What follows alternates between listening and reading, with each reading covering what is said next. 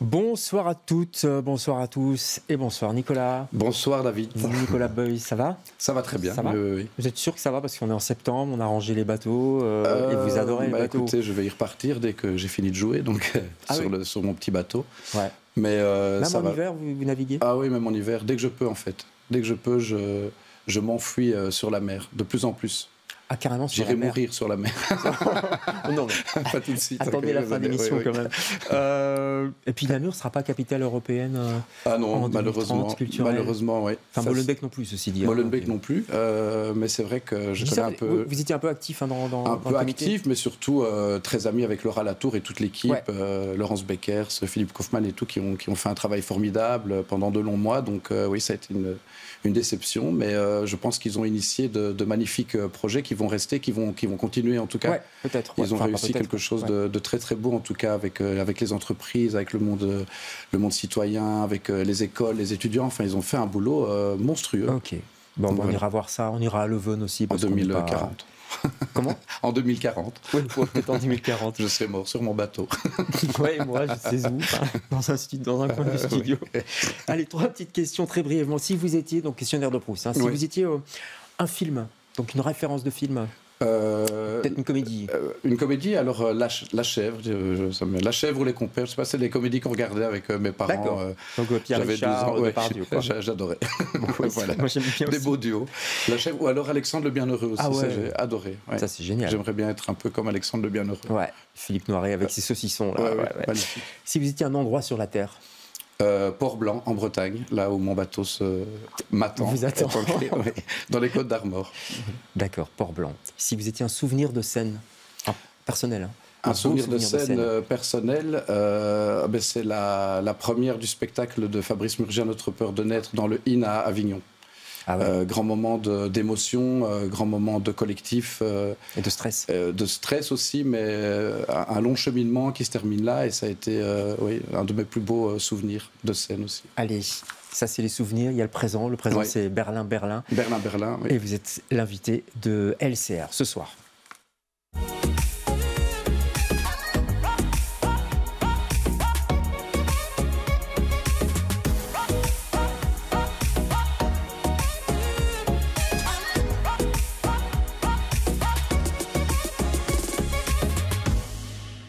Le Théâtre des Galeries présente Berlin.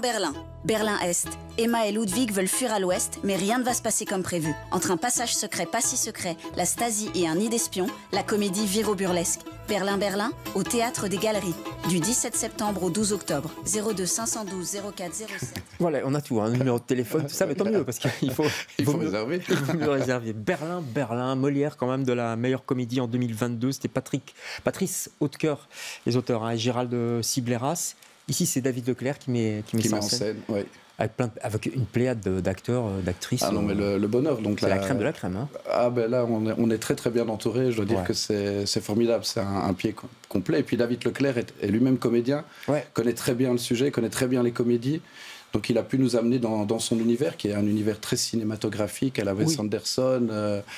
Notamment dans les décors. Hein. Dans les décors, mais aussi dans les personnages et dans la façon de jouer cette comédie qui est complètement absurde, complètement barrée. Et je pense qu'il nous a amené à bon port. En tout cas, on essaye chaque soir de reconstruire cette folie. Mais c'est vrai que là, le fait d'être entouré comme ça par des comédiens de haut vol est totalement formidable.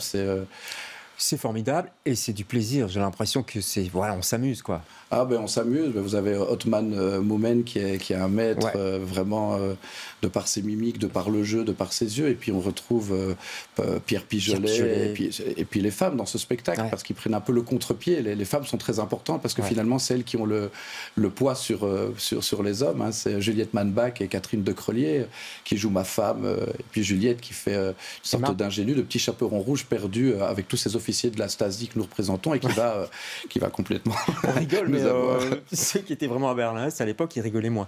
On va regarder un extrait, justement, où c'est Emma et Ludwig, si je ne m'abuse. Donc, en fait, ils veulent s'enfuir, ils veulent passer à l'ouest.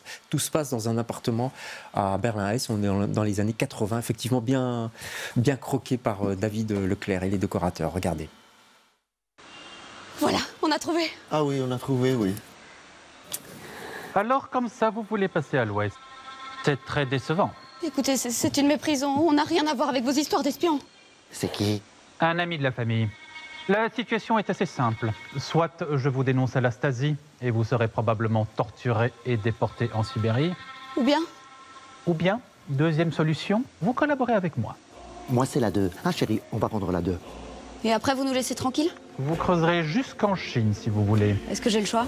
Non. Non. Eh ben voilà, marché conclu. Vous restez pour dîner? Il y a des Wiener Schnitzel.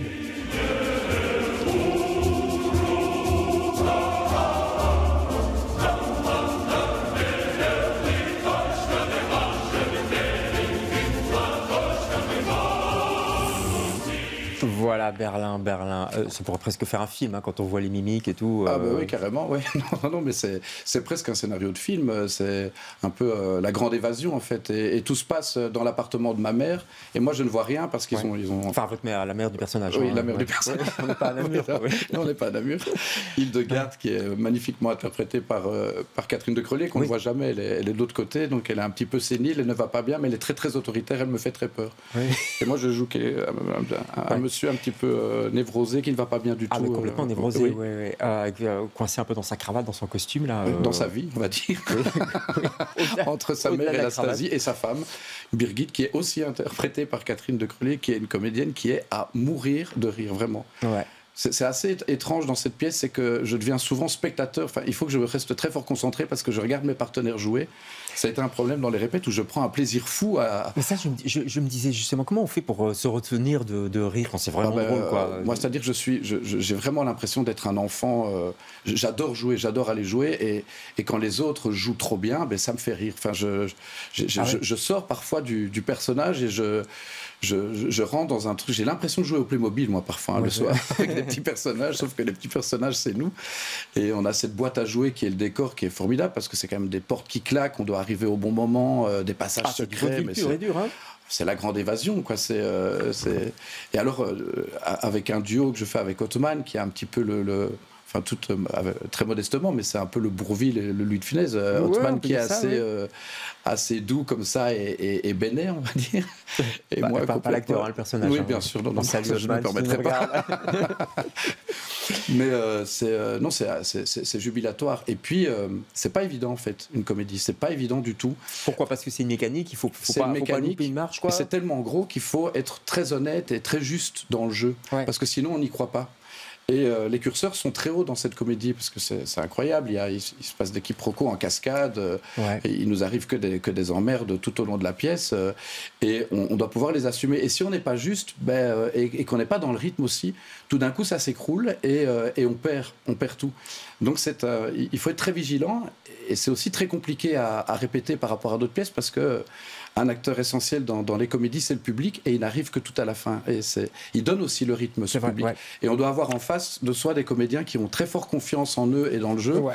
Parce que tant qu'on n'a pas les rires, on peut commencer à avoir de sérieuses crises de doute. Et en plus, on n'est pas au cinéma, on ne peut pas refaire la prise. Je dis parce que vous jouez aussi au cinéma, c'est tout à fait autre chose. Là, si ça ne marche pas trop, on refait la prise. De toute façon, il n'y a pas de public. Oui. Là, il faut que ça marche, quoi. Il faut que ça marche. C'est un challenge. C'est ça qui est extraordinaire dans ce théâtre dans lequel j'adore jouer, le théâtre des Galeries, qui marche de plus en plus. Il y a 600 à 700 personnes tous les soirs, et avec des gens qui viennent pour rire, pour s'amuser. C'est... Wow, dans les temps qui courent, ça fait du bien. D'autant plus qu'on rit de choses un petit peu difficiles quand même, parce que ça parle quand même d'un État qui se referme un peu. Enfin, en ce moment, ça devient difficile quand on voit ce qui se passe en Russie, aux États-Unis.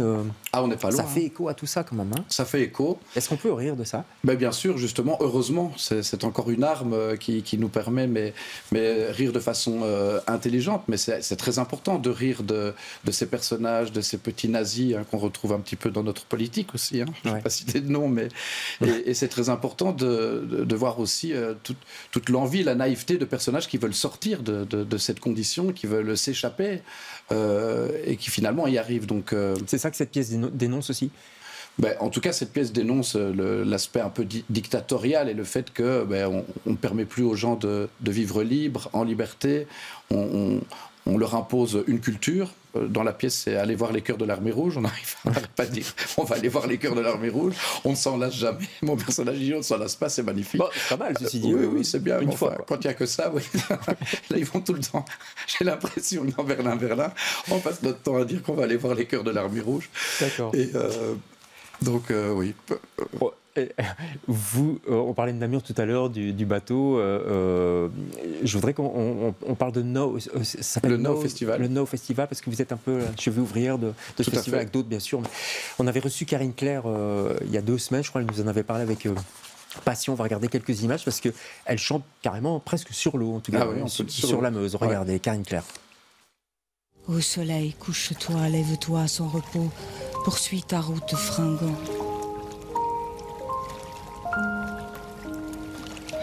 Oui. Tu commences à ta vie tout au bord d'un ruisseau. Tu es vécu de ces bruits qui courent dans les roseaux, que montent des chemins, que filtrent les taillis, les ailes du moulin, les cloches de midi, avec de l'eau dans l'âme, de l'eau dedans, de l'eau dedans. Voilà, de l'eau dans l'âme. Je vous vois tanguer. De toute façon, vous adorez tanguer. Oui, j'adore tanguer. Et puis, c'est une comédienne et chanteuse qui me fait tanguer d'émotion. Ouais. Karine, une grande amie que j'ai emmenée sur cette aventure du No Festival où le principe, c'est de jouer dans une zone Natura 2000, donc protégée pour le bruit, pour les animaux, pour les plantes, pour la Meuse. Et donc, tous les spectateurs, presque 600 spectateurs, reçoivent un casque audio, ce qui permet de jouer en toute intimité avec Pascal Charpentier, qu'on a vu aussi, qui fait les créations musicales de ce spectacle, et de pouvoir aller susurrer en bord de Meuse à l'oreille des spectateurs, c'est formidable. Vous adorez ça, vous sortir des théâtres, sortir des murs, quoi. Il y a quelque chose, on parlait de la boîte des galeries qui est un plaisir, mais votre plaisir aussi, c'est d'aller dans la rue. Vous préparez un autre spectacle aussi, où c'est des balades carrément, quoi. Oui, c'est des balades avec casque audio, avec Ingrid Edersheid, une autre grande amie. Ça va s'appeler le petit karaoké ambulant. C'est tout le mois de décembre à Namur, pendant les festivités de Noël. Et là, on va partir avec un petit karaoké chanté sur les places, dans les rues et ruelles du piétonnier à Namur. Mais oui, j'ai besoin, c'est en fait, je reviens à ce truc d'enfant où j'ai besoin de jouer. C'est vraiment aussi à un moment donné me barrer des théâtres, j'appelle ça la culture buissonnière, mais se barrer, aller jouer ailleurs. Parce que dans les théâtres, parfois... Dans les comédies, j'aime bien, mais quand on se prend trop au sérieux et qu'il y a une cuisine et tout, j'y crois plus, quoi. Quand on se fait un thé, on prépare des pâtes. Alors je vais faire du cinéma, mais les fausses cuisines, j'en ai marre de ces faux décors, de ces trucs. Allez, calmez-vous.